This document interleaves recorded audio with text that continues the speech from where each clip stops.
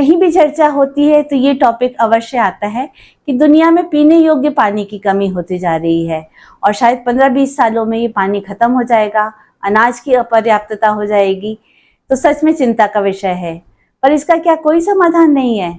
अवश्य होगा, और उन्हीं समाधानों में से एक है पॉजिटिव मिलेट्स का उपयोग, जिनके बारे में हम चर्चा कर रहे हैं। तो ये है कोदो, कुटकी, कंगनी, छोटी कंगनी और सांवा। तो इनके बारे में हम लगातार श्रृंखला में चर्चा कर रहे हैं।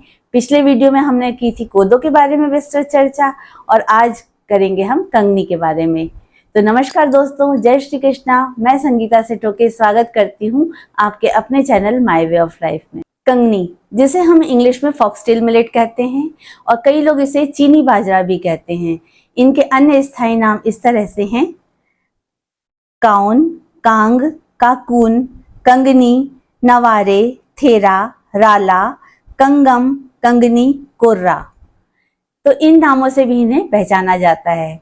और इन्हें उगाने वाले जो प्रमुख राज्य हैं वो हैं आंध्र प्रदेश, तमिलनाडु, कर्नाटक, अरुणाचल प्रदेश, महाराष्ट्र और राजस्थान। इन प्रदेशों में ये ज्यादा उगाए जाते हैं। कंगनी के उपयोग और लाभ हम तभी अच्छे से समझ पाएंगे जब इसमें उपलब्ध पौष्टिक तत्वों के बारे में हमें जानकारी होगी। तो इसमें क्या क्या है, चलिए हम देख लेते हैं। सबसे पहले कार्बोहाइड्रेट, वो है 66.6 ग्राम, प्रोटीन 12.3 ग्राम, वसा 4.3 ग्राम, ऊर्जा 331 किलो कैलोरीज, आहार रेशा 8 ग्राम, calcium 31 mg, phosphorus 188 mg, magnesium 81 mg, zinc 2.4 mg, लौह यानी आयरन 2.8 mg, थियामाइन यानी B1 vitamin B1 0.59 mg, riboflavin मतलब विटामिन B2 0.11 mg, नियासिन यानी vitamin B3 3.2 mg, folic acid 15 mg। तो ये थे इनके पौष्टिक तत्वों की संरचना। इसी से ही हमें पता चलता है कि ये कितने पौष्टिक हैं। तो अब इन पौष्टिक तत्वों के आधार पर हम देखते हैं कि ये कैसे उपयोगी हैं। सबसे पहले तो हमने देखा कि कार्बोहाइड्रेट की मात्रा 66.6 ग्राम है और फाइबर की मात्रा है 8 ग्राम। तो इस तरह से इसका हम अगर रेशो निकालें कार्बोहाइड्रेट और फाइबर का, तो ये निकलता है 8.32 ग्राम्स। तो ये काफी कम है, यानी कहा जाता है कि 10 से कम अगर सिंगल डिजिट में अगर ये रेशो निकलता है तो वो बहुत उपयोगी है। तो हमने पिछली बार अगर आपको याद हो तो कोदो में देखा था, उसका लगभग 10 था, पर इसका सिंगल डिजिट में है। तो यानी कोदो से भी ज्यादा पौष्टिक है ये, इसीलिए इसे शायद वेट लॉस मिलेट भी कहा जाता है, क्योंकि जितना ये रेशो अच्छा होगा, कम होगा, वेट लॉस में ये सहायक होगा। तो ये रेशो इसका बहुत ही जबरदस्त है और यही रेशो इसके ब्लड शुगर को मेंटेन करने में सहायक रहता है, क्योंकि हमें पता है, हमने पिछली बार भी चर्चा की थी कि ग्लाइसेमिक इंडेक्स इससे निर्धारित होता है और ग्लाइसेमिक इंडेक्स जितना लो होगा उतना शुगर लेवल मेंटेन रहेगा। खाने के बाद शुगर की मात्रा हमारी धीरे धीरे रिलीज होगी, तो फिर उसका ब्लड शुगर का लेवल उससे मेंटेन रहेगा। एकदम से जैसे गेहूं और चावल आदि में होता है कि एकदम से शुगर रिलीज होती है, इसमें वो नहीं होती, एकदम धीरे धीरे रिलीज होती है। तो ये इसका फायदा है। फिर ग्लूटेन फ्री है, तो कुछ मस्तिष्क विकारों में तो लाभदायक है ही, और न्यूरोलॉजिकल प्रॉब्लम्स जैसे अल्जाइमर, पार्किंसंस, पैरालिसिस, इन सारे प्रॉब्लम्स से जूझने में भी हमें कंगनी बहुत सहायक होती है, क्योंकि इसमें जो थियामाइन नामक पौष्टिक तत्व है वो इन प्रॉब्लम्स से जूझने में सहायक होता है। तो ऐसी अगर प्रॉब्लम है या इनसे बचना चाहते हैं तो कंगनी का सेवन हमें सहायता दे सकता है। फिर दूसरा है रेस्पिरेटरी सिस्टम। रेस्पिरेटरी सिस्टम को ठीक करने में भी कंगनी बहुत सहायक है। जैसे दमा आदि, अगर कुछ सांस लेने संबंधी प्रॉब्लम्स हैं, लंग्स को ठीक रखना है, उसको दुरुस्त रखना है, तो उसमें भी कंगनी हमें सहायता कर सकती है। जॉइंट पेन की समस्या है तो भी कंगनी बहुत लाभदायक हो सकती है, क्योंकि इसमें जो कैल्शियम की मात्रा है वो जॉइंट्स के लिए बहुत अच्छी होती है। बढ़ते बच्चों के लिए बहुत अच्छी होती है, क्योंकि उनकी अस्थियों का विकास होता रहता है। प्रेग्नेंट लेडीज के लिए बहुत अच्छी होती है, क्योंकि इसमें फॉलिक एसिड है और कैल्शियम की उपलब्धता है। तो ये प्रेग्नेंट लेडीज के लिए और उनमें गर्भस्थ शिशु के विकास के लिए बहुत अच्छा होता है। फिर अगर आपको अपने हेयर और स्किन आदि अच्छे रखना है तो भी ये बहुत फायदेमंद है, क्योंकि इसमें बीटा कैरोटीन नामक तत्व है जो हमारे हेयर और स्किन को अच्छा रखने में सहायक होता है। और कोदो की तरह वेट लॉस और डायबिटीज में तो ये है ही अच्छा। ये तो पॉजिटिव मिलेट्स के सभी पॉजिटिव मिलेट्स के गुण हैं कि ये डायबिटीज को क्योर कर सकते हैं और वेट लॉस में सहायक होते हैं, क्योंकि इसमें फाइबर की मात्रा ज्यादा होती है और कार्बोहाइड्रेट फाइबर का रेशो अच्छा होता है। कंगनी सिर्फ हमारे देश में ही नहीं, विदेशों में भी बहुत प्रसिद्ध है। चीन में भी इसका बहुत सारे आइटम्स बना के खाए जाते हैं, इसलिए इसे शायद चीनी बाजरा के नाम से भी जाना जाता है हमारे देश में। इसके इतने गुण हैं कि आप इसको किसी भी प्रकार यूज कर सकते हैं। कंगनी के लड्डू बना सकते हैं, कंगनी की खीर बना सकते हैं, चावल जैसे कोदो की हमने बनाई थी वैसे तो बना ही सकते हैं। कोदो इसकी कंगनी की खिचड़ी बना सकते हैं, इडली डोसा ये भी बना सकते हैं, केक बना सकते हैं, बेकरी आइटम्स बना सकते हैं। तो इस तरह से इसको कई रूप में यूज कर सकते हैं। अब बारी आ गई रेसिपी की, तो आज हम कंगनी की खिचड़ी बनाना सीखेंगे। तो उसके लिए चलिए हमारी रसोई में। तो कोई से भी श्रीधान्य मिलेट बनाने की प्रक्रिया एक रात पहले या 7-8 घंटे पहले शुरू हो जाती है। तो ये एक रात पहले की क्लिपिंग है। इसमें मैंने 1 कप करीब लिया है अपना कंगनी और उसे पानी से धो लिया अच्छी तरह से। एक ही बार धोएंगे और बहुत ज़्यादा मसल कर नहीं धोएंगे। तो इस तरह से धो लिया है और इसका पानी हम एक बाउल में निकाल लेंगे। पानी को थ्रो नहीं करना है, प्रकृति का भी ध्यान रखना है और इस पानी को हम पेड़ पौधों में डाल देंगे ताकि जो पौष्टिक तत्व इसमें निकले भी हों वो पौधों को मिल जाएं।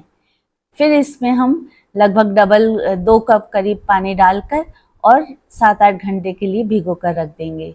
तो ये भिगो कर रखना इन श्रीधान्य मिलेट्स के लिए बहुत ज़रूरी है, क्योंकि इसमें कुछ ऐसे तत्व होते हैं जो अगर नहीं भिगाएंगे तो वो न्यूट्रिएंट्स एब्जॉर्ब होने में मुश्किल करेंगे। अब इसको बनाने के लिए क्या क्या लगेगा ये देख लेते हैं। तो कटे हुए प्याज, कटी गाजर, कटे टमाटर, हरी धनिया, कड़ी पत्ता, हरी मिर्च और स्प्राउट्स और मटर और भिगाए हुए हमारी कंगनी उसी पानी के साथ जो हमने भिगा के रखे थे। तो ये हम ले लेंगे। अब एक कुकर में हम 2 चम्मच घी डालेंगे। आज हम खिचड़ी कुकर में बनाएंगे। पिछली बार हमने कोदो को पैन में बनाया था, आज कुकर में बनाएंगे। तो इसमें जीरा डाल देंगे। जब जीरा तड़क जाए तब हरी मिर्च और कड़ी पत्ता डालेंगे। और ये हरी धनिया के डंठल हैं, इसको हम इसी तरह बघार में डाल देंगे तो इसका स्वाद भी अच्छा आता है। फिर हम प्याज डाल लेंगे। कटे हुए प्याज डालकर इसे भूनेंगे। जब ये ट्रांसलूसेंट से हो जाएं थोड़े, तब हम इसमें हल्दी और मिर्च, लाल मिर्च का पाउडर जितना आपको चाहिए तीखा वैसा डाल लें, क्योंकि हमने हरी मिर्च भी डाली है। और इसको अच्छी तरह से चला लेंगे। जब थोड़ा बघार सिक जाए तब हम इसमें कटे हुए टमाटर डाल देंगे। स्वादानुसार नमक डाल देंगे और इन्हें अच्छी तरह से चलाकर फिर थोड़ा सा पानी डालकर ढक देंगे, हल्का सा 2-3 चम्मच पानी, ताकि ये अच्छी तरह से गल जाएं। इसके बाद हमारी जो गाजर हमने काट के रखी थी वो मिला लेंगे। जो हमने ये फ्रोज़न मटर थी वो डाल लेंगे। और कोई सब्जी भी अगर हम डालना चाहें तो इसी समय पर डाल सकते हैं, अगर लौकी वगैरह डालना हो तो। और ये स्प्राउट्स हैं, अंकुरित मूंग हैं। तो खिचड़ी में कुछ ना कुछ दाल का होना तो ज़रूरी है, तो आज हम मूंग की दाल ना डालकर स्प्राउट्स डाल रहे हैं। तो इस तरह से कुछ भी आप सब्जी या स्प्राउट्स वगैरह मिला सकते हैं। इसके बाद हमने जो कंगनी भिगा के रखी थी उसी पानी के साथ हम इसी में शामिल कर देंगे। उस पानी को फेंकना नहीं है जिसमें हमने इसे ओवरनाइट भिगाया था। अब इसमें पानी को अच्छी तरह चला लें ताकि एक दाना भी वेस्ट ना हो। और फिर हमें चला के देख लें, जितनी आवश्यकता लगे, थोड़ा अंदाज तो हो ही जाता है, पर लगभग 4 गुना पानी लग जाएगा,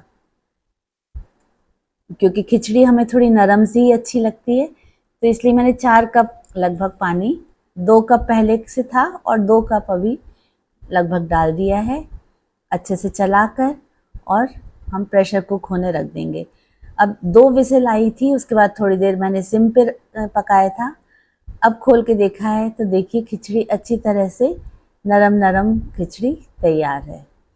अब इसमें हम कटा हुआ धनिया डाल देंगे और अच्छी तरह से चला लेंगे और एक सर्विंग पैन में निकाल लेंगे।